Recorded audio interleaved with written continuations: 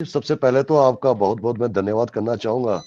और specially Aurobindo society के का मैं बहुत ही तहे दिल से धन्यवाद करता हूँ, जो आप लोगों ने मुझे इस लायक समझा कि मैं आप लोगों के साथ रूबरू हो सकूं। जहाँ तक जी, आप सभी को मालूम है, आप और हम सभी जो है इस समय एक वैश्विक महामारी के दौर से गुजर रहे हैं, जिसका एक औपचारिक रूप से जो है 22 मार्च 2020 को जो है पूरे देश में जो एक लॉकडाउन की स्थिति आई थी। और आपने देखा कि विभिन्न चरणों से हमें गुजरना पड़ा। Lockdown first, second, third, fourth, फिर अनलॉकडाउन शुरू हुए। तो इन दौरान आप देखेंगे, सबसे पहले मैं ज्यादा आरे परे ना जाते हुए मैं शिक्षा पर थोड़ा सा बोलना चाहूंगा। जहां तक जिला किन्नौर की बात है, जिला किन्नौर जो है भारत के दूर दराज क्षेत्रों में आता है। हमारा जो नियर बाई सबसे नजदीक अ, चाइना का बॉर्डर पड़ता है, Tibet border, Indo Tibet border का बॉर्डर पड़ता है।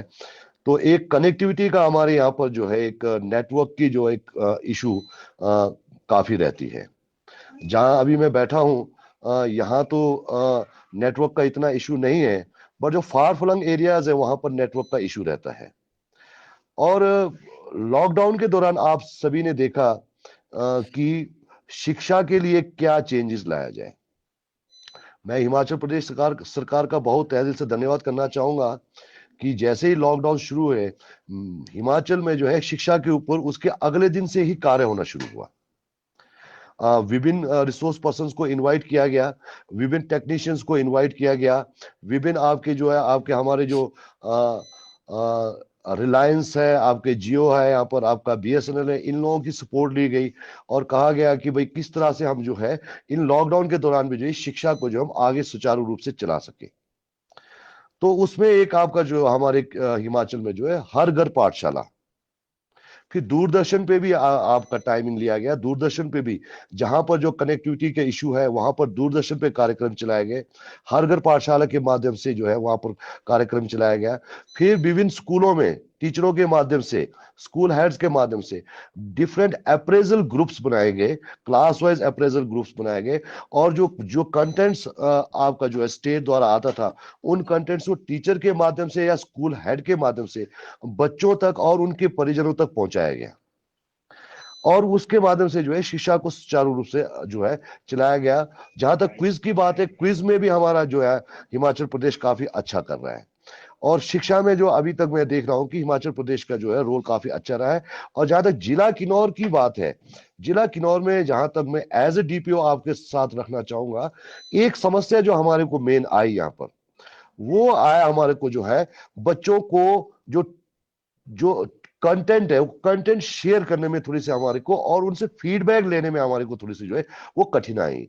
रीजन बिहाइंड दैट उसका ये था क्योंकि मोस्ट ऑफ द फोन्स जो है they are that are being used by the siblings घर में। क्योंकि ये जरूरी नहीं है कि सबकी आर्थिक स्थिति अच्छी हो। तो घर में एक फोन, तो वही फोन सिस्टर भी यूज कर रही है, वही फोन ब्रदर भी यूज कर रहा है, समटाइम्स वही फोन मदर भी यूज कर रही है।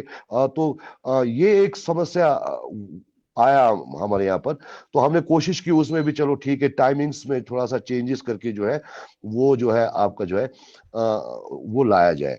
बट अब जो है अब मैं प्रेजेंट सिचुएशन अब बताना चाहूंगा कि प्रेजेंट सिचुएशन ये है कि हमारा ऑलमोस्ट यहाँ पर FA3 तक का सारा हो चुका है। FA4 जो है नियर बाई आपका जो है वो होना है। और FA3 का जो भी आपका रिजल्ट्स है वो डैशबोर्ड पर जो है वो शेयर किया जा रहा है। और उसको जो है उसको अंडर ऑब्जर्वेशन रखा गया है। हम डिस्ट्रिक्ट की तरफ से भी रख रहे हैं, स्टेट इसको अपने लेवल पे जो है SPD लेवल पे भी इसका आंकलन किया जा रहा है। अब जो है अब स्थिति प्रेजेंट में ये है कि अब लगभग लगभग करीबन एक वर्ष होने को आ रहा है। अब 8 महीने से हम लोग जो है लगभग जो है इस स्थिति से गुजर रहे हैं। तो अब विद्यार्थियों में ये है कि अब वो भी स्कूल आना चाहते हैं। बट आप देख रहे हैं कि भाई स्कूल्स को रन कराना जो है अभी भी रिस्क है। क्योंकि अभी अभी आप सभी को मालूम है एक नया स्ट्रेन जो है वो भी एक चर्चा में आया है। और जहां तक न्यूज के माध्यम से मैं सुन रहा हूं, उसका संक्रमण दर काफी तेज है। फैलने की गति वो काफी तेज है। तो मैं चाहूंगा कि इस तरह से हमारा जो है एक शिक्षण कार्यक्रम जो है वो चलता रहे। बट अभी भी मेरा मानना ये है कि ऑनलाइन पढ़ाई जो है एक जरिया नहीं है।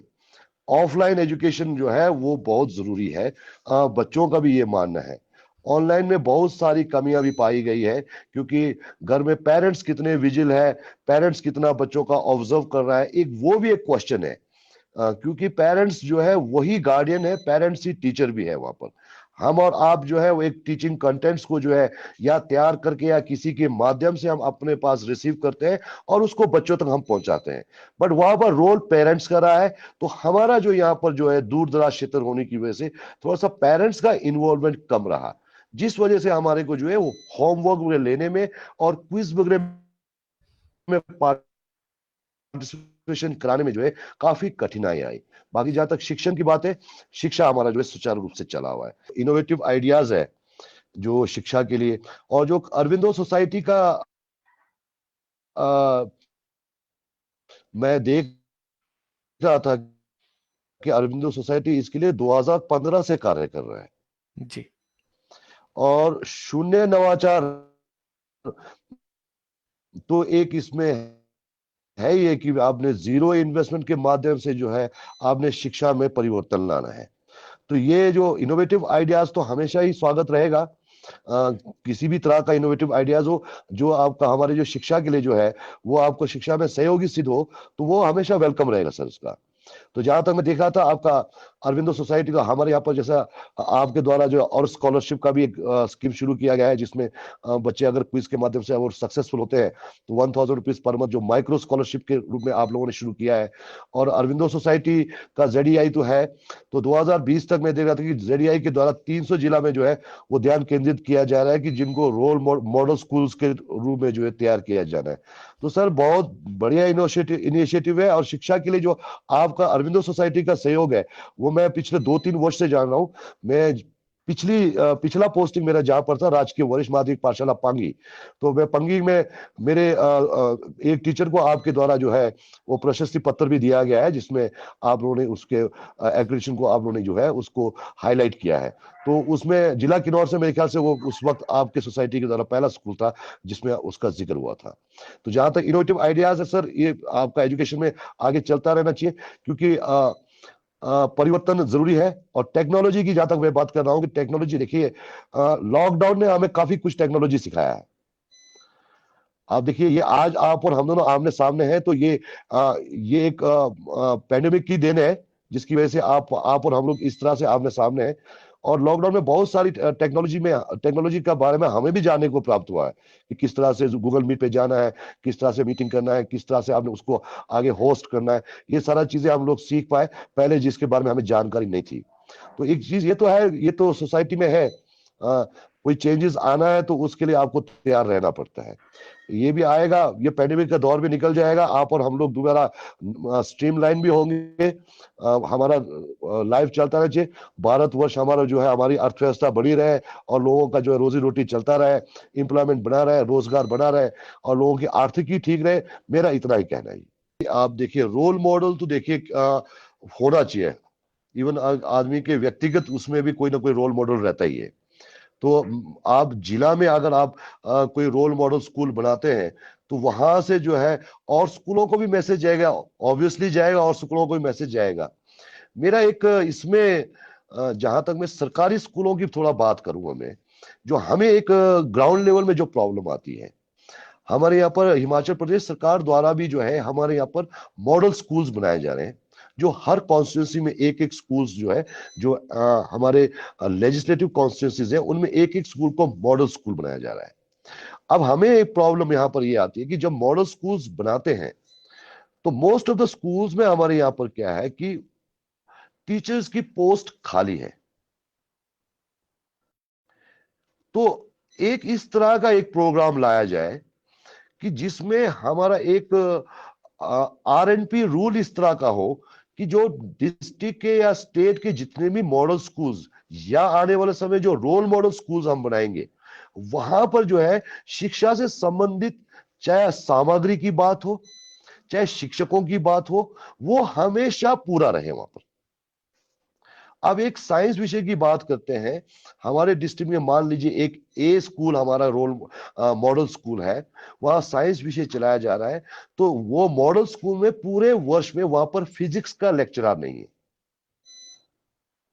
आप किस तरह से, अब सरकार ने हमें सुविधाएं दी है, सरकार ने इंफ्रास्ट्रक्चर दिया है हमें, सरकार ने हमें संसाधन दिया है हमें, पर क्या है कि उसके बाद हमारे कुछ हमारे यहाँ पर कुछ ग्राउंड लेवल में प्रॉब्लम्स या आरएनपी रूल में प्रॉब्लम्स या कोई या किसी कुछ और इंटरफेरेंस के कारण जो है उस स्कूल में जो है वो पोस्ट एक एक साल तक खाली रहता है, और वो जो है की सब्जेक्ट होता है। और इस तरह से हम लोग जो है आगे जो और स्कूलों को जो है हम लोग मैसेज फॉरवर्ड नहीं कर पाते हैं। एक ये मेरा मेरा इश्यू रहेगा। तो रोल मॉडल्स तो देखिए बहुत जरूरी है, वहां से निकल के जाएंगे बच्चे। अब हमारे यहाँ पर जिला किन्नौर में आपको मैं बताना चाहूंगा, 2005 में इनिशियली एक बॉक्सिंग स्टार्ट किया गया था हमारे यहाँ पर, डिस्ट्रिक्ट लेवल पे बॉक्सिंग स्टार्ट किया था। आज हमारे यहाँ से जो है बॉक्सिंग में हमारे यहाँ से दो तीन गर्ल्स ऐसे हैं जिन्होंने नेशनल और इंटरनेशनल लेवल पे रिप्रेजेंट किया है। इनिशियली 2005 में, अजय कुमार जी मैं आपको बताऊंगा, जब बॉक्सिंग शुरू किया गया था, हमें ये लग रहा था कि ये जिला किन्नौर के लिए ये गेम नहीं है, क्योंकि it needs lot of patience. आपको मार खाने की आदत चाहिए, आपने मार खिलाना है तो खाने की आदत भी चाहिए आपको।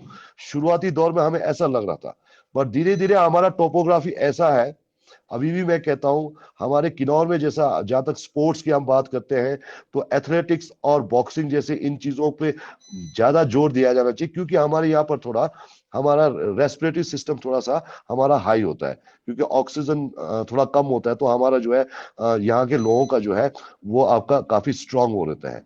तो देखिए अभी हमारा इंटरनेशनल लेवल तक है, वो बच्चे रोल मॉडल बने हैं औरों के लिए। और इस वक्त हमारे जिला किन्नौर में दो तीन जगह जो है बॉक्सिंग की ट्रेनिंग चल रही है। इसमें टीचर्स काफी आगे आगे ट्रेनिंग दे रहे हैं। इसी तरह शिक्षा में भी अगर एक स्कूल दो तीन बच्चों को, अगर मान लीजिए कि उस स्कूल का कोई आईएएस बनता है, उस स्कूल का कोई अच्छा इंजीनियर बनता है, उस स्कूल का कोई अच्छे प्राइवेट ऑर्गेनाइजेशन में अच्छे स्केल में अच्छे पोस्ट पे जाता है। हमारे किन्नौर से भी आप गए हैं यहाँ पर दो तीन एमबीए के द्वारा जो है काफी अच्छे उनको पैकेज जो में गए हैं, आपका 40-45 लाख तक का पैकेज जो है उनको प्राप्त हुआ है। तो अगर इस तरह से उनको रोल मॉडल्स को वो किया जाता है, तो जो है वो ऑटोमेटिकली वो समाज में मैसेज जाएगा। जैसे हमारे हिमाचल में जो है अखंड ज्योति के नाम से हमारे माननीय मुख्यमंत्री के द्वारा जो है ये स्कीम चलाया गया है, कि जिसमें जो है हमारे स्कूलों के द्वारा जितने भी पुराने जो लोग की पोस्ट पे सिलेक्ट हुए, उनको हम स्कूल्स में हाईलाइट करते हैं और बच्चों से शेयर करते हैं। और बच्चों को ये पता लगता है कि भाई ये आईएएस बना है तो कैसे बना है। फिर बच्चे पूछते हैं हमारे से, सर इसकी प्रोसीजर क्या होती है, कितना हमें पढ़ना पड़ता है, इंजीनियर बना है अच्छे पोस्ट पे पहुंचा है। तो ये सारी चीजें अजय कुमार जी बहुत मायने रखता है।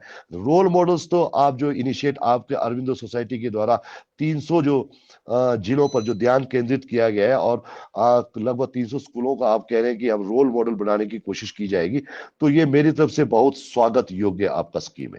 बहुत बढ़िया आपके द्वारा, मैं देख रहा था पीछे भी आपका एक वर्चुअल ट्रेनिंग्स के माध्यम से मैं फीडबैक ले रहा था, जो टीचर्स आप लोगों से जुड़े थे। तो और स्कॉलरशिप जो है आप लोगों का जो एक ये चलाया गया है, और बच्चों को उनके पाठ्यक्रम से संबंधित क्वेश्चन पूछे जाते हैं, और आफ्टर सिलेक्शन जो है उन लोगों को जो है आप लोगों के माध्यम से जो एक वित्तीय सहायता जो आपको आपको दी जाती है, ताकि अगर उनको कोई शिक्षण सामग्री प्राप्त नहीं हो रहा है तो वो शिक्षण सामग्री जो है प्राप्त कर सके। मेरा इसमें एक थोड़ा सा क्रिटिसिज्म रहेगा, एक आप काइंडली इसे just take it as a positive criticism.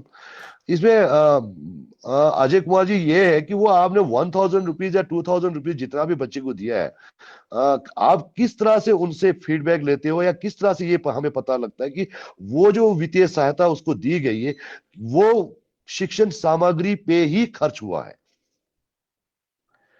एक ये मेरा एक क्वेश्चन मार्क रहेगा कि भाई किस तरह से हम ये चीज हम पता कर पाए कि वो 1000 रुपीज जो है वो बच्चे को शिक्षण सामग्री पे ही खर्च होकर के दिया गया है।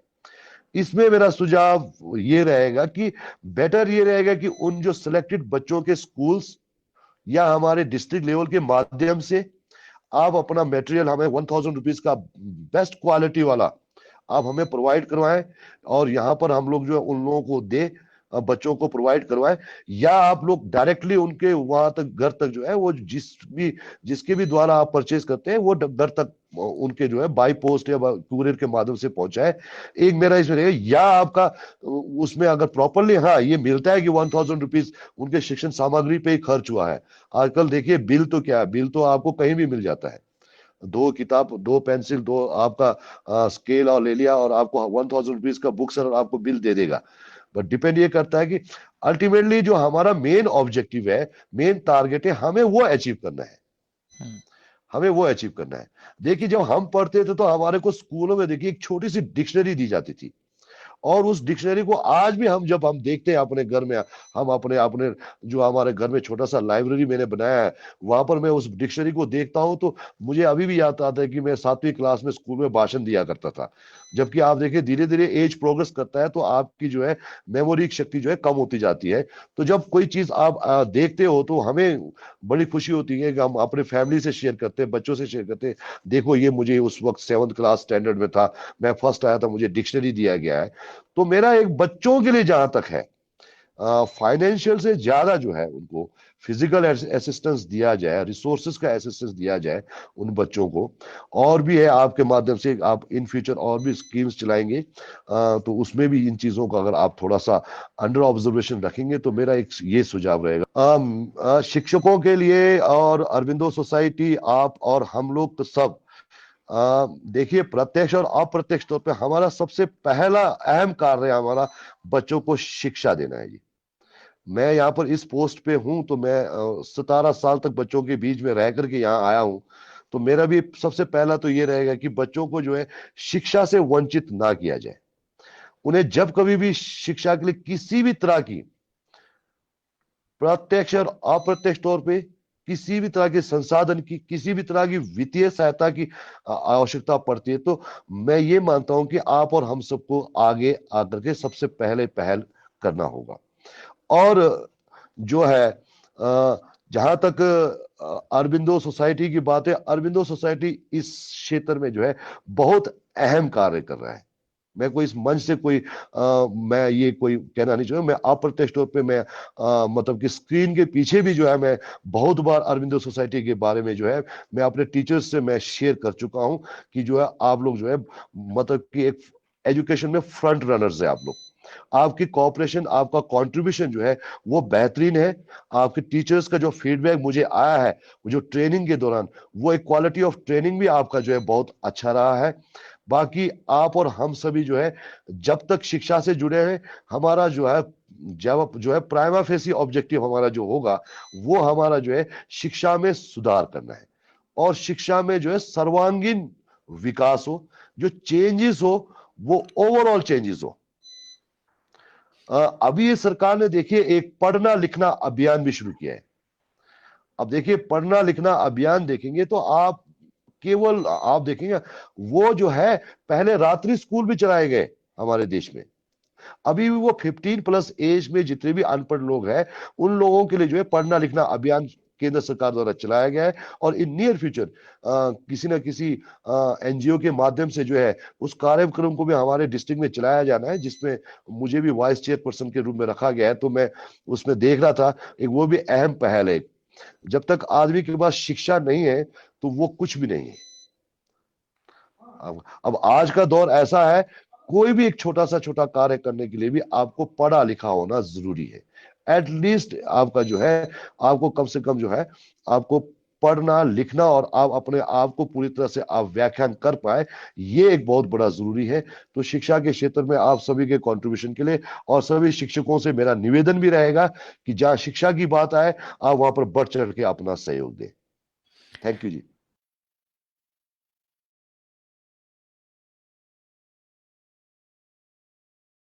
नमस्कार, मैं श्रीमती रीता मंडल। मैंने एमएससी मैथ्स, एमए इंग्लिश और बीएड किया हुआ है।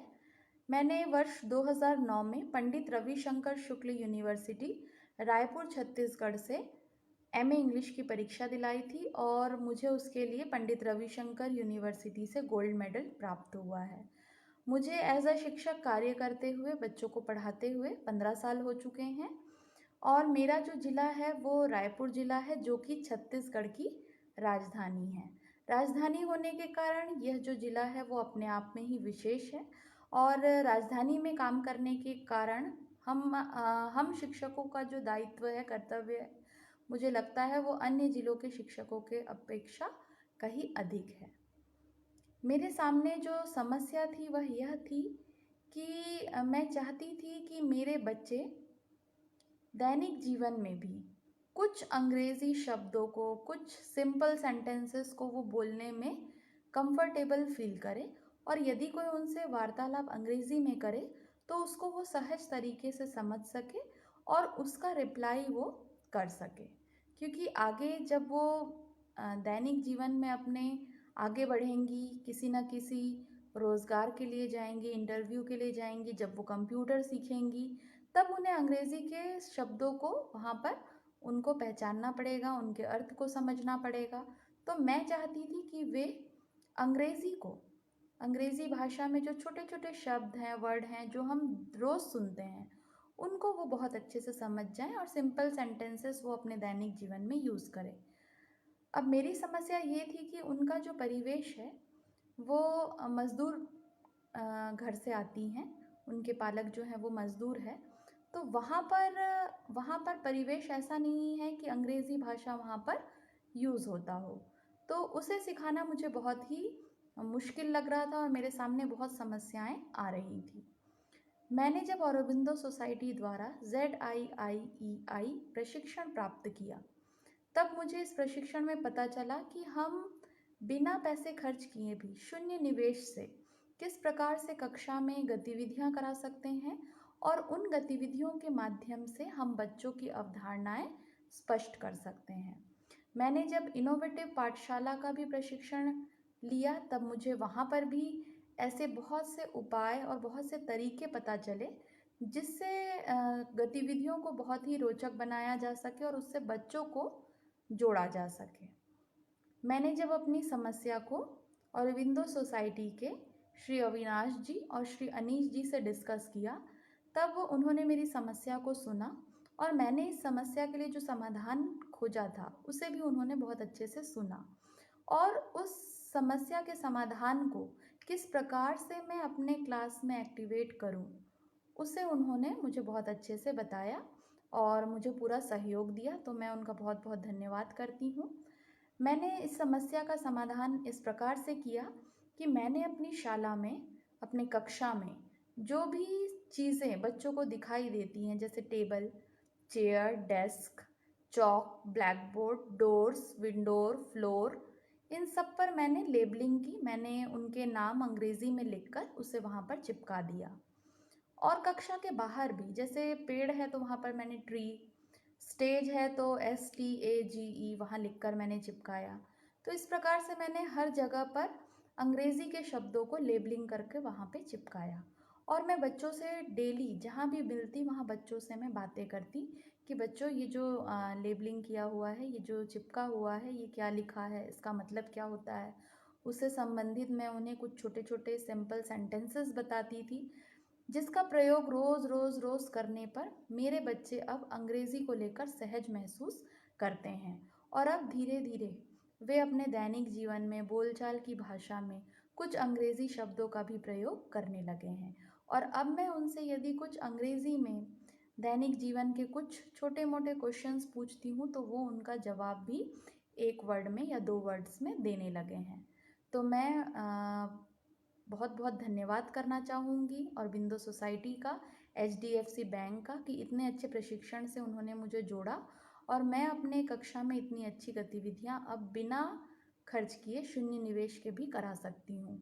मेरी जो शाला है वो रोल मॉडल स्कूल है, क्योंकि रोल मॉडल व्यक्ति को देखकर हम उसके जैसे बनने की कोशिश करते हैं। उसी प्रकार मेरे स्कूल को देखकर, मेरे स्कूल के शिक्षकों को देखकर, मेरे स्कूल के बच्चों को देखकर अन्य शाला के शिक्षक और अन्य शाला के बच्चे भी ऐसा ही बनना चाहते हैं, ऐसी ही गतिविधियाँ करना चाहते हैं। तो मैं समझती हूँ कि मेरा स्कूल एक रोल मॉडल स्कूल है। तो आप सभी को, औरबिंदो सोसाइटी को और HDFC बैंक को बहुत बहुत धन्यवाद। नमस्कार, जय जोहार, जय छत्तीसगढ़। मैं योगेश्वर कुमार साहू, क्वालिफिकेशन एमए हिंदी साहित्य। मैंने दिव्यांग बच्चों पर विशेष कोर्स किया है। मेरा टीचिंग एक्सपीरियंस 15 वर्षों का है। मेरे जिले की विशेषता है कि सोनाखान शहीद वीरेंद्र सिंह की जन्मस्थली है। शहीद वीरेंद्र सिंह ने गरीबों के उत्थान के लिए अंग्रेजों से लोहा लिया।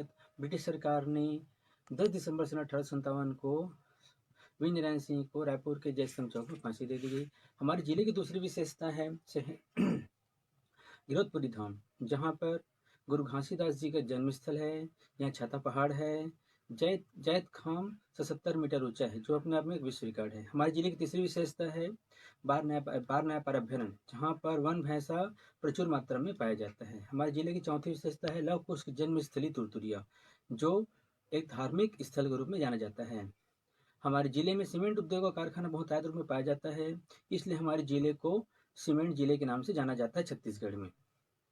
मैं शासकीय प्राथमिक शाला टेमरी, विकास खंड कसडोल, जिला बलौदाबाजार भाटापारा छत्तीसगढ़ में वर्तमान में मैं इंचार्ज हेडमास्टर के रूप में कार्यरत हूँ। मेरे स्कूल में 112 दल संख्या है और मेरे सभी बच्चे ग्रामीण परिवेश से आते हैं। मैं जब इस स्कूल में गया था, मेरी सबसे बड़ी समस्या थी बालिका शिक्षा। बालिका लोग गांव में रहते थे लेकिन स्कूल नहीं आते थे, तो मैंने समुदाय के साथ सामुदायिक सहभागिता मिलाकर लोगों से मिलजुल कर लोगों से बातचीत किया कि बच्चे स्कूल क्यों नहीं आ रहे हैं, जब गांव में हैं तो बच्चे स्कूल क्यों नहीं आ रहे हैं। तो मैंने उनके माता पिता से मिलकर आसपास के लोगों से जाना, तो वो लोग उन्होंने बताया कि जो बालिका है वो छोटे छोटे बच्चों को रखने के लिए घर में रहते हैं और अपने घर के काम काज के लिए। तो मैंने उनको माता पिता को समझाया कि बालिका शिक्षा आज अनिवार्य है, क्योंकि बालिका पढ़ेगी तो दो कुल का विकास करेगी। तो माता पिता ने समझा और बालिकाओं को नियमित स्कूल भेजना शुरू किया। तो मेरे स्कूल में जो उपस्थिति का दर है वो उसमें सुधार हुआ। उसके बाद मेरी दूसरी समस्या थी पलायन की। पलायन में भी मैंने लोगों से बातचीत की, जो बच्चे होनहार हैं, जो अपने देख रेख स्वयं कर सकते हैं, वो अपने दादा दादी के पास या किसी रिश्तेदार के पास उनको छोड़कर आप चले जाइए। तो बहुत सारे पेरेंट्स ने इस चीज़ को समझा और बहुत ऐसे बच्चे जो अपने स्वयं को देख रेख करते हैं उनको अपने दादा दादी के पास या अन्य स्तर के पास छोड़ कर गए, जिससे मुझे काफ़ी इसमें संतोष मिला पलायन में। इसके बाद मैंने मुस्कान पुस्तकालय में घर घर जाकर पुस्तक का दान उपहार स्वरूप मांगा और उसको अपने लाइब्रेरी में लाया और बच्चे इससे बहुत लाभ ले रहे हैं। इसके बाद मैंने खेल कूद में बच्चों को समुदाय सहभागिता के साथ जोड़ा, किचन गार्डन का निर्माण किया। मैंने इसमें एक नवाचार किया कि जो बच्चे पौधा लगा रहे हैं उसको उसी के नाम पर रखा, ताकि बच्चों को पर्यावरण के प्रति जो प्रेम है वो निखर कर आए। इस तरह से मैंने यूथ इको क्लब और बाल कैबिनेट का सक्रिय गठन किया, जो मेरे विद्यालय में विशेष रूप से सक्रिय हैं और बच्चे इसमें बहुत अच्छा मेहनत कर रहे हैं। इसके अलावा मैंने मिट्टी के खिलौने और मैंने बैठक व्यवस्था में छोटे छोटे फर्नीचर बनाए, छोटे छोटे ब्रेंच बनाए, जिसमें बच्चे उत्साहपूर्वक हर दिन स्कूल आते थे कि हमको एक नया चीज़ देखने को मिला कि ग्रामीण परिवेश के बच्चे छोटे छोटे कुर्सी में बैठना नहीं जानते थे, जिससे बच्चे लोग बहुत ही उसमें अच्छे से अपनी बैठक व्यवस्था के लिए बिल्कुल उत्साहित रूप से आने लगे। इसके बाद मैंने प्रतियोगिता परीक्षा पर विशेष ध्यान दिया, क्योंकि जब मैं गया था तो बच्चे प्रतियोगिता परीक्षा क्या होता है उसके बारे में कुछ नहीं जानते थे।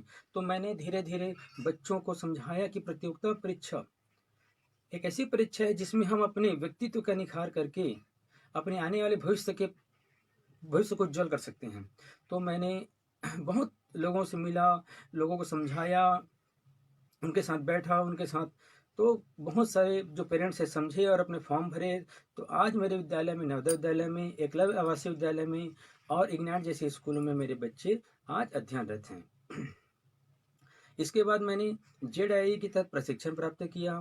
जेडआई में मैंने देखा कि कैसे हम शून्य निवेश नवाचार में हम अपने बिना 1 रुपये खर्च किए हम अपने बच्चों को एक अच्छे से अच्छी हम आइडिया दे सकते हैं।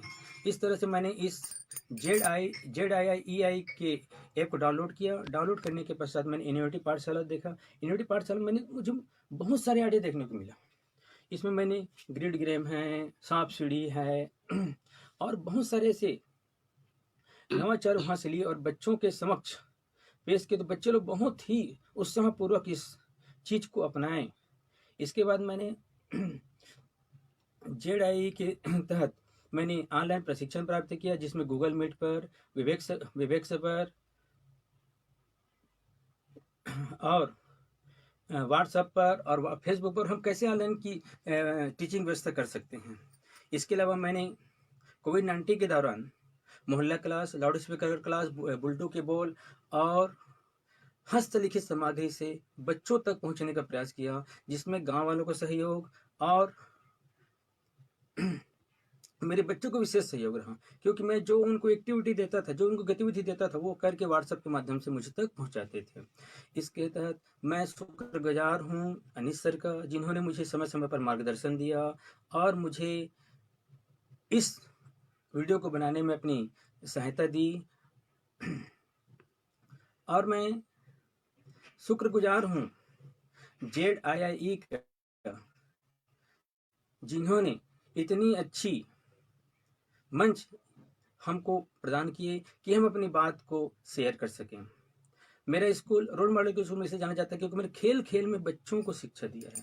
मैंने अपने स्कूल में भय मुक्त वातावरण का निर्माण किया है, जो इसमें बच्चे बिना किसी डर झिझक के मेरे स्कूल में आते हैं और अपनी बात को बेहिचक अपनी बात को करते हैं, जिससे बच्चों में एक अद्भुत साहस का निर्माण हुआ है। बच्चे बहुत ही सुगमता से, बहुत ही सरलता से अपनी बात को अपने टीचर तक पहुंचाते हैं।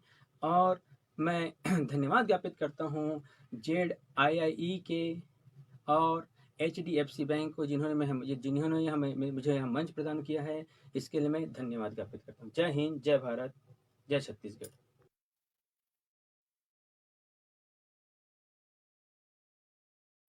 नमस्कार, मेरा नाम श्रीमती लक्ष्मी राठौर है। मैंने संस्कृत एवं हिंदी साहित्य में MA किया है और मुझे अध्यापन कार्य का 13 वर्ष का अनुभव है। मैं अपने इन 13 वर्ष में अध्यापन कार्य में आए समस्या और अनुभव को आपके साथ साझा कर रही हूँ। मैं जनपद प्राथमिक शाला कर्रा में कार्यरत हूँ, जो बिलासपुर छत्तीसगढ़ के मस्तूरी ब्लॉक में स्थित है। हमारे शाला में 254 छात्र छात्राएं अध्यापन कार्य करते हैं और मुझे यहाँ गणित तथा पर्यावरण पढ़ाने को दिया गया है। बच्चों को गणित समझाते और पर्यावरण समझाते समय बहुत ही समस्या का सामना तब करना पड़ता है जब उनके लिए सरल से सरल गतिविधि हम ढूंढते हैं, जिसे वे अच्छे से ग्रहण कर सके और अपने जीवन में उपयोगी बना सके। लेकिन कुछ बच्चे जो एकदम निष्क्रिय, शांत, डर से या किसी घर की परेशानी से या आर्थिक स्थिति से जूझते हुए बच्चे कोने में बैठे रहते हैं, तो उनके लिए क्या किया जाए। हमेशा मेरे दिमाग में बात चलते रहता है, क्यों मेरे सारे बच्चे एक साथ सक्रिय भागीदारी नहीं हो सकते। इसके लिए मैं बदल बदल कर पढ़ाती रहती थी, कभी खेल के माध्यम से, कभी नवाचार करके, कभी कुछ TLM बनाकर या कहीं पर्यावरण के सब्जेक्ट में बाहर ले जाकर। और ऐसे धीरे धीरे मैं अपने समस्या को सुधारने के प्रयत्न में लगे रहती थी, जो कि मेरे लिए अपने आप के लिए एक चुनौती थी। तब हमारे ब्लॉक में और विंडो सोसाइटी का ZIEL का प्रशिक्षण हुआ, जो कि मुझे ऐसे लगने लगा कि मेरी जितनी भी समस्या था उसका सारा का सारा समाधान इसी प्रशिक्षण में था।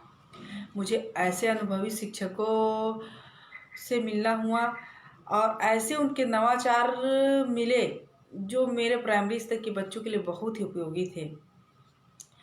साथ ही साथ मैंने भी अपने आइडियाज़, अपने भी नवाचार को चटर्जी मैडम और अन्य शिक्षकों के साथ साझा किया और उसमें कुछ मैंने भी उनसे प्राप्त किया। इस प्रकार इतने सारे आइडियाज़, इतने सारे नवाचार आ गए।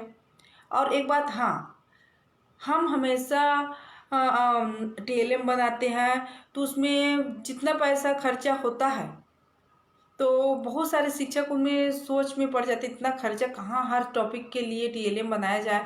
लेकिन इस ट्रेनिंग से, इस प्रशिक्षण से मुझे पता चला कि हम बिना खर्च किए भी नए नए नवाचार कर सकते हैं और बच्चों के हर टॉपिक को सरल बनाकर उन्हें समझा सकते हैं। और जो बोरिंग होते रहते हैं जिस सब्जेक्ट से पढ़ने से, उसको भी हम मनोरंजनपूर्ण बना सकते हैं इस ट्रेनिंग के माध्यम से। इस ट्रेनिंग को करने के बाद मुझे बहुत फ़ायदा हुआ। मेरे पढ़ाने का तरीका ही बदल गया और मैं खेल के माध्यम से पढ़ाने लगी। साथ ही साथ जो ऐप है इनोवेटिव पाठशाला ऐप है, इनको भी मैंने डाउनलोड किया। इसके माध्यम से भी बच्चे को पढ़ाया और बच्चे पूर्णतः पढ़ने के लिए और सीखने के लिए उनके हिसाब से खेल था, लेकिन मेरा उद्देश्य तो उनका पढ़ाई पूरा कराने का था, जो मेरा उद्देश्य भी पूर्ण हो गया और उनको खेलने में मज़ा भी आने लगा। इस प्रकार मेरी समस्या का समाधान करने में HDFC बैंक और औरंदी सोसाइटी का बहुत ही बड़ा योगदान है। औरंदी सोसाइटी को मैं दिल से धन्यवाद देना चाहती हूँ कि आपने हम शिक्षकों के लिए एक ऐसा मंच रखा है जो हमें सम्माननीय पद के साथ साथ सम्मान भी दिलाता है, और आपने हमारे लिए एक ऐसा रास्ता बना दिया है जिससे हम दूसरे ज़िले से भी हम नए नए आइडियाज़ और नवाचार को प्राप्त कर सकते हैं, और हमारा नवाचार अन्य शिक्षकों तक भी आप पहुंचाते हैं। इसलिए मैं चाहती हूं कि हमारा स्कूल भी रोल मॉडल स्कूल में आए, क्योंकि हमारे जो बच्चे हैं उनकी अभिव्यक्ति क्षमता, उनके पढ़ने लिखने की तरीका अन्य स्कूलों की बच्चों की तुलना में अलग है। क्योंकि जिस स्कूल में औरबिंदो सोसाइटी से प्राप्त प्रशिक्षण वाले शिक्षक है, अवश्य उस स्कूल में बहुत ही अच्छी तरीके से पढ़ाने का कार्य चल रहा है और बच्चे की हर क्षेत्र में विकास हो रहा है। इसलिए एक बार हम सभी शिक्षकों की तरफ से औरबिंदो सोसाइटी और HDFC बैंक को धन्यवाद देती हूँ कि आपने हमें अपने नवाचार को रखने और नए नवाचार देने का अवसर दिया। धन्यवाद। नमस्कार साथियों, मेरा नाम श्रीमती चंदा यादव। मैंने हिंदी व इंग्लिश में MA किया है तथा शिक्षा में मुझे 13 वर्ष हो चुके हैं। मैं छत्तीसगढ़ के बेमेतरा ज़िला की निवासी हूँ। बेमेतरा ज़िला जो है वो खरीफ फसल के उत्पादन के लिए पूरे भारत में विख्यात है और शिक्षा के क्षेत्र में भी हमारा ज़िला अग्रणीय है। कहा जाता है कि प्राचीन समय में यहाँ एक व्योमतारा नाम की रानी शासन करती थी, जिसके नाम पर ही हमारे ज़िले का नाम बेमेतरा पड़ा।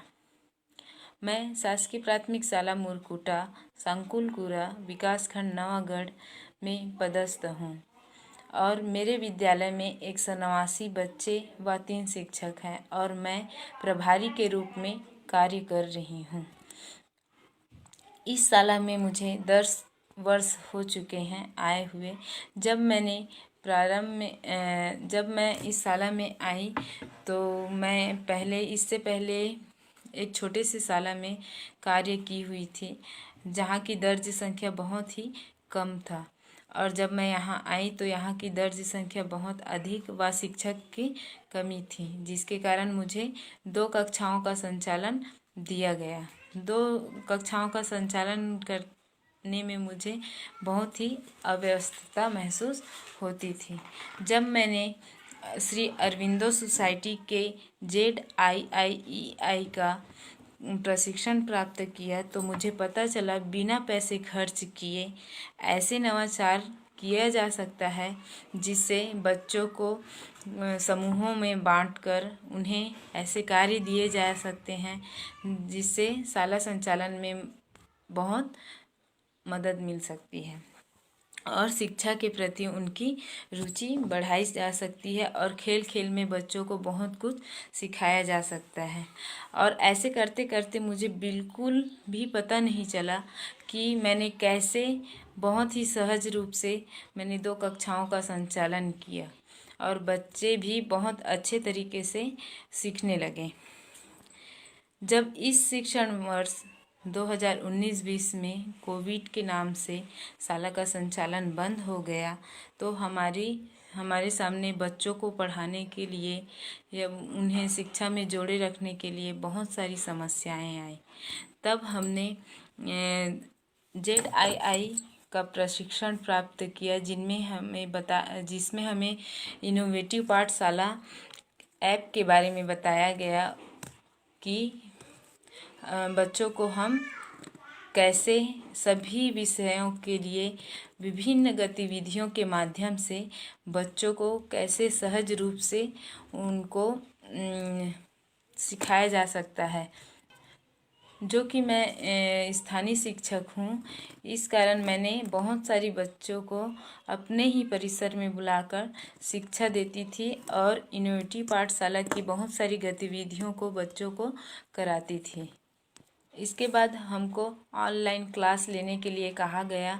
ऑनलाइन क्लास में भी हमें इनोवेटिव पाठशाला से बहुत सारी मटेरियल्स मिलती थी, जिसमें ग्रिड गेम है और सांप सीढ़ी का खेल है। बच्चों को बहुत ही अच्छा लगता था।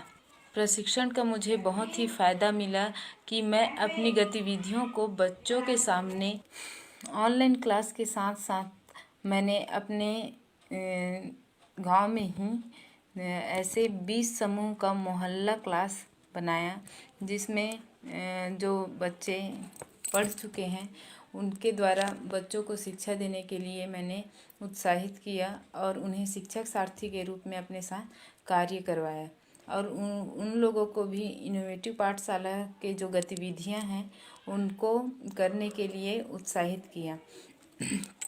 इससे बच्चे बहुत ही अच्छे तरीके से पढ़ रहे थे और शिक्षा को वो रुचि लेकर पढ़ाई कर रहे थे।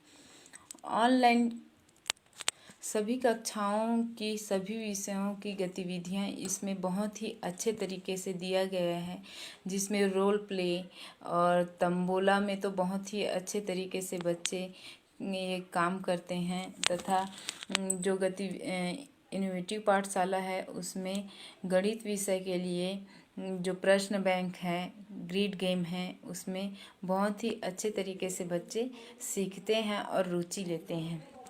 मेरा जो विद्यालय है एक रोल मॉडल स्कूल के रूप में होना चाहिए, क्योंकि यहाँ के बच्चे पढ़ाई के प्रति बहुत ही रुचि लेते हैं और कोई भी कार्य में बहुत ही बढ़ चढ़कर हिस्सा लेते हैं।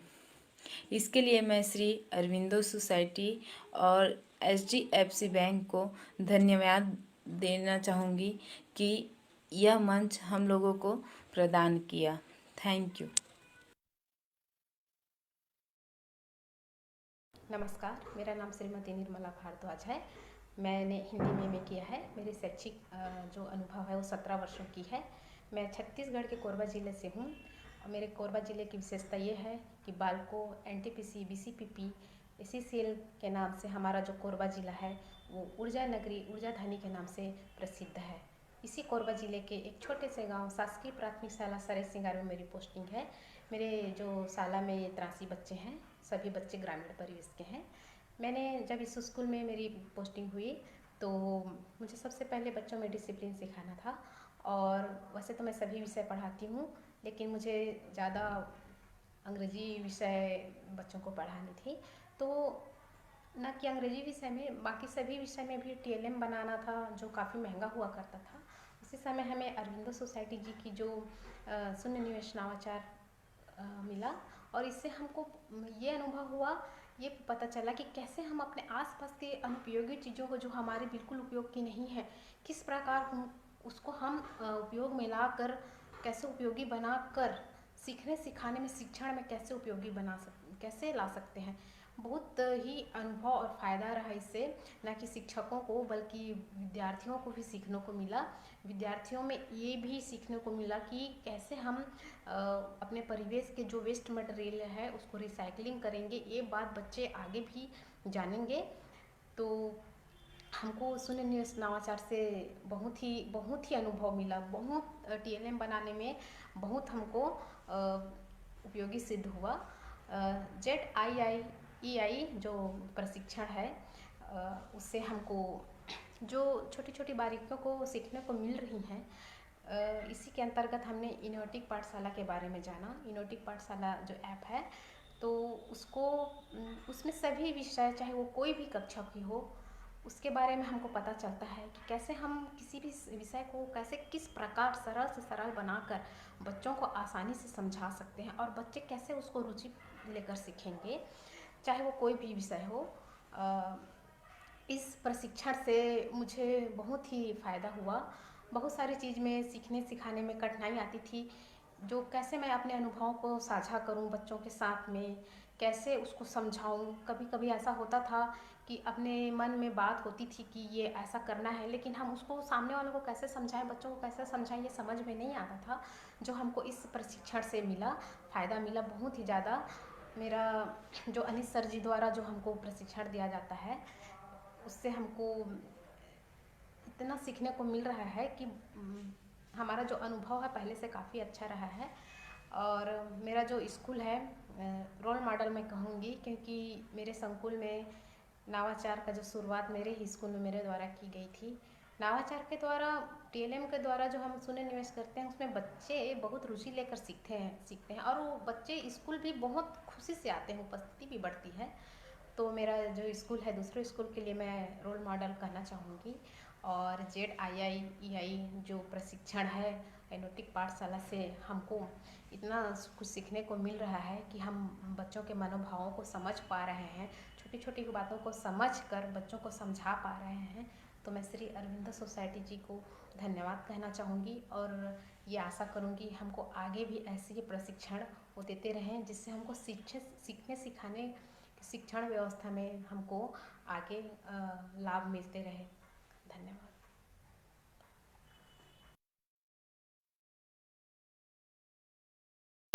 जो कोरोना के टाइम से लॉकडाउन हुआ है और उसके बाद से शिक्षा में एक बहुत बड़ा चैलेंज आया है कि बच्चों की शिक्षा जो है वो कंटिन्यूटी पर बहुत प्रभाव पड़ा है। अ, अ, जैसे ही मार्च में लॉकडाउन हुआ उसके बाद से सारे स्कूल्स बंद हो गए थे और बच्चों की पढ़ाई को लेकर एक बहुत बड़ा चैलेंज आया कि इसको किस प्रकार से कंटिन्यूटी बनाया जाए। तो राज्य शासन की पहल हुई पढ़ाई तुम्हारे द्वार के माध्यम से बच्चों को वर्चुअल क्लास में जोड़कर उनकी शिक्षा को जारी रखने का। ये एक अच्छा पहल था, पर हमारा जो दंतेवाड़ा की भौगोलिक स्थिति है वो बहुत ही विषम परिस्थितियों से भरा होता है। यहाँ पर दंतेवाड़ा में एक तो ये पहाड़ी इलाका होता है, तो नेटवर्क की कनेक्टिविटी सबसे बड़ी समस्या है। दूसरी चीज ये है कि यहाँ पर यहाँ के जो रहवासी हैं वो थोड़े से गरीब हैं, तो इस कारण से उनके पास एंड्रॉइड मोबाइल की उपलब्धता पर भी सवाल खड़ा हो जाता है। तो इस स्थिति में वर्चुअल क्लास ऑनलाइन रूप में कर पाना बहुत ही मुश्किल होता है। तो इसके भरपाई के लिए राज्य शासन की पहल थी कि अगर जहाँ पर वर्चुअल क्लास न चल पा रहे हैं तो वहाँ उन जगहों पर पारा मोहल्ला या फिर और अन्य प्रकार से उनको शिक्षा जारी किया जाए। पर चूंकि हमारे दंतेवाड़ा का जो क्षेत्र है वो भौगोलिक परिस्थितियों के अनुकूल नहीं होने के कारण यहाँ शिक्षक इस पीरियड में नियमित रूप से गांव या अपने स्कूल जाना थोड़ा सा असहज महसूस कर रहे थे। तो ऐसे स्थितियों में हम हमारे जिला शिक्षा अधिकारी जिला मिशन समन्वयक के माध्यम से एक प्रयास किए कि सारे टीचर्स को प्रोत्साहित करने का, और इसका एक परिणाम हुआ कि धीरे धीरे धीरे धीरे ये शिक्षक जो है वो अपने दूर जहाँ पर स्कूल है उनके स्कूल में न लगाकर उनके आसपास ही एक क्षेत्र ऐसा जो जिस पर बच्चे को बुलाया जा सके, जिन पर बच्चों को बैठाया जा सके और उनकी शिक्षा को जारी रखा जा सके। तो ये एक पहल हम जिला शिक्षा कार्यालय की तरफ से जिला शिक्षा अधिकारी महोदय के द्वारा, जिला मिशन समन्वय के द्वारा और हम सबने ये प्रयास किया।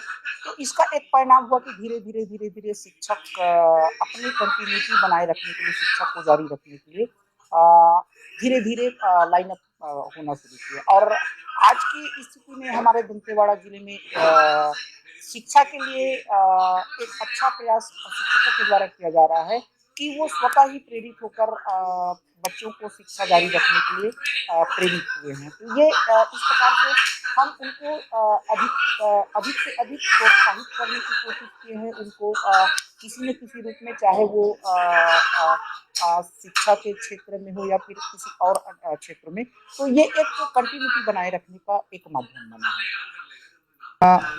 राज्य शासन पढ़ई तुहर द्वार के लिए एक सीजी पोर्टल बनाया हुआ है, तो उन्होंने ये एक अच्छा काम किया कि वो सारे स्टेट के टीचर्स को हमारे नायक के रूप में वो उस पोर्टल में स्थान दे रहे थे। पर चूंकि हर जिले से हर टीचर को सम्मान मिलना थोड़ी सी मुश्किल होती है, क्योंकि स्टेट की बात किया जाए तो 50,000 शिक्षक वहाँ पर अपना दायित्व निभा रहे हैं, और 50,000 टीचर्स को उस पोर्टल में स्थान मिलना थोड़ा सा मुश्किल था। तो उसी की तर्ज पे हमने जिला शिक्षा अधिकारी महोदय के साथ में हमने ये सोचा कि हमारे टीचर्स को इसमें इक्के दुक्के टीचर्स ही हैं, उनको स्थान मिल पा रहा है। तो ये हमने हमारा एक डिपार्टमेंटली फेसबुक हमने वो किया, और उस फेसबुक में हमने एक सप्ताह में तीन दिन मतलब 3 दिन हमने वो हमारे नायक की तर्ज पर हमने दंतेवाड़ा के नायक के रूप में टीचर्स को एप्रिशिएट करने का कोशिश किया, उनको सम्मान देने का कोशिश किया। तो इसका एक परिणाम ये हुआ कि धीरे-धीरे शिक्षक और जुड़ते गए हमारी इस मुहिम में, और अब स्वतः टीचर्स, क्योंकि हमारे पास हफ्ते में 3 दिन हमने सोचा रोज के रोज करना भी हमारे लिए थोड़ा-सा पॉसिबल नहीं था, क्योंकि हम चाह रहे हैं कि जिस प्रकार सीजी पोर्टल में वहाँ पर रोज के रोज नायक बदलते रहते हैं, पर हम ये सोच रहे थे कि हमारे नायक जो है कम से कम वो 2 दिन इस सम्मान को बनाए रखे। इस कारण से हम हफ्ते में 3 दिन सोमवार का हमारा प्लानिंग रहता है, और बुधवार का और शुक्रवार को। तो इस प्रकार से 3 दिन हम उस टीचर को स्थान देने का वो करते हैं, और उसको हमने नाम दिया है दंतेवाड़ा के नायक।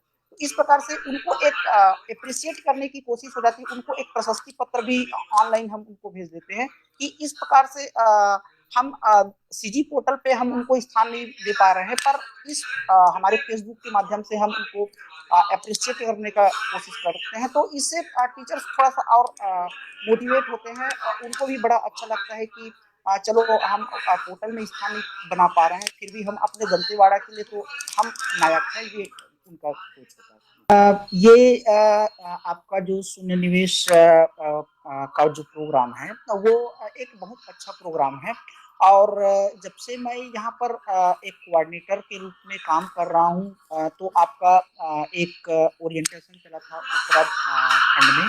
हालांकि मैं उसमें जा नहीं पाया था कुछ निजी कारणों से, पर उसमें मेरा हमने टिकट भी करा डाले थे वहाँ पर अटेंड करने के लिए, पर एंड टाइम पे मुझे वो कैंसिल करना पड़ा।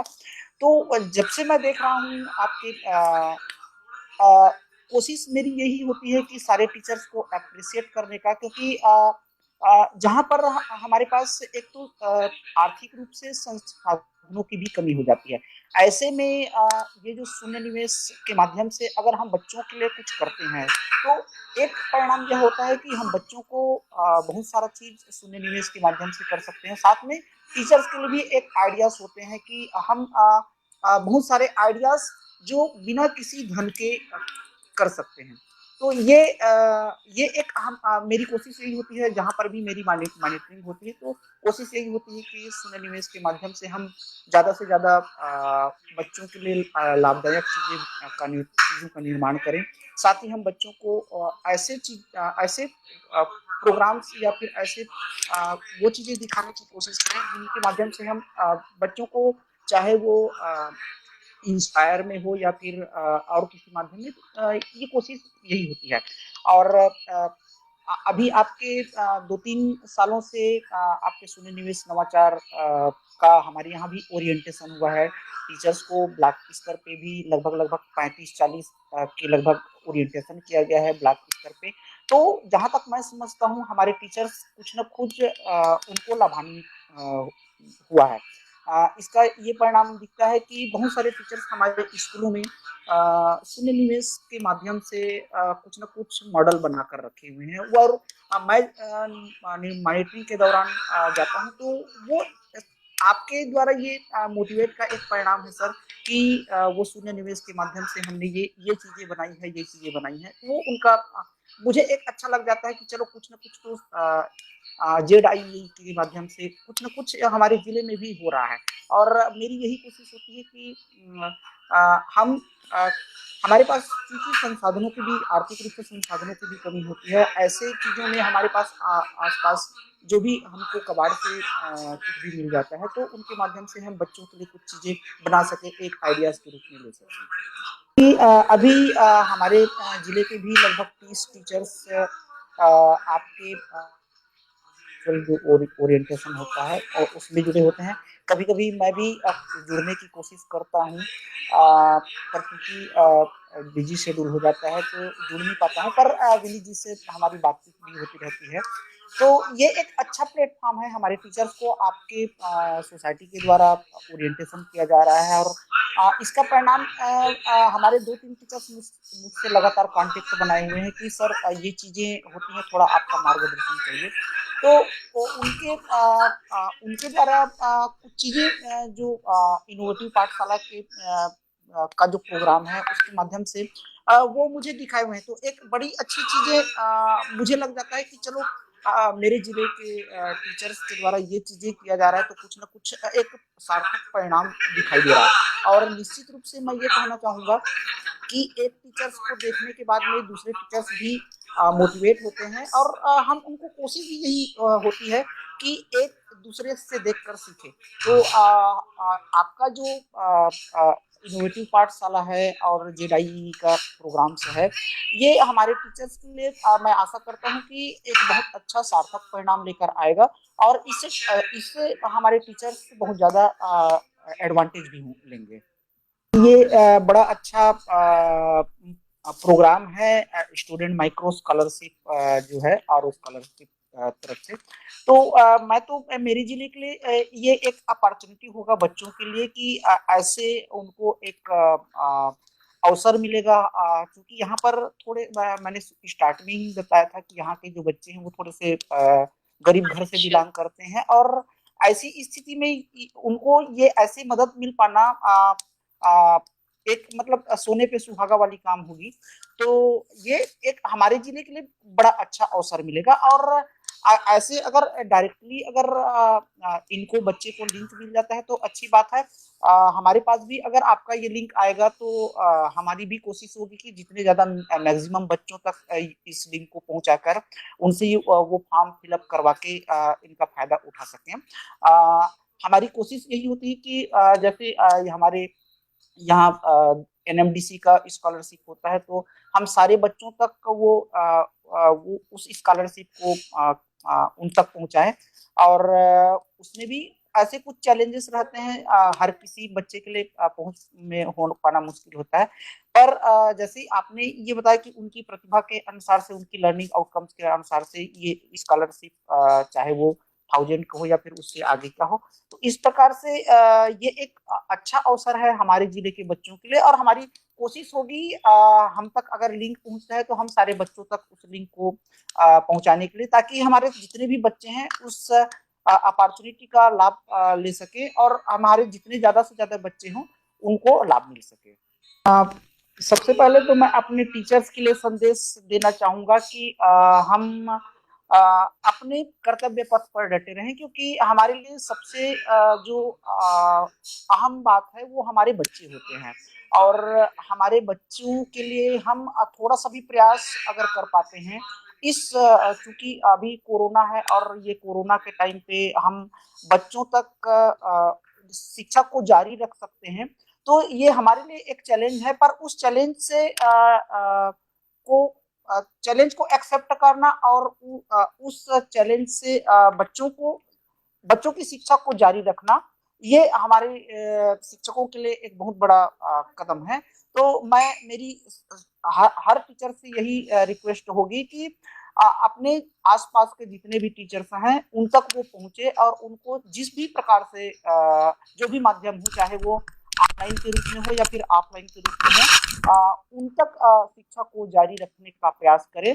और दूसरी बात, आपके अरविंदो सोसाइटी को मैं ये धन्यवाद देना चाहूँगा कि चूँकि वो हमारे ज़िले में भी अभी लास्ट टाइम में 28 फरवरी को विज्ञान दिवस के अवसर पर एक बहुत बड़ा आयोजन अरविंदो सोसाइटी की तरफ से हुआ था। शून्य निवेश नवाचार कबाड़ से जुगाड़ कार्यशाला का आयोजन किया गया था हमारे दंतेवाड़ा जिले में। तो मैं यही एक अरविंदो सोसाइटी का थैंक्स करना चाहूँगा कि हमारे दंतेवाड़ा जिले जैसे भौगोलिक परिस्थिति वाले जगह पर इतना बड़ा कार्यक्रम आयोजन किया गया और उस आयोजन का लाभ हमारे बहुत सारे टीचर्स को मिला, बहुत सारे स्टूडेंट्स को मिला। तो आपका औरबिंदो सोसाइटी का मैं बहुत बहुत धन्यवाद कहना चाहूँगा। इसी प्रकार से हमको और भी एक वर्कशॉप के रूप में या फिर एक कार्यशाला के रूप में हमको मार्गदर्शन मिलता रहे।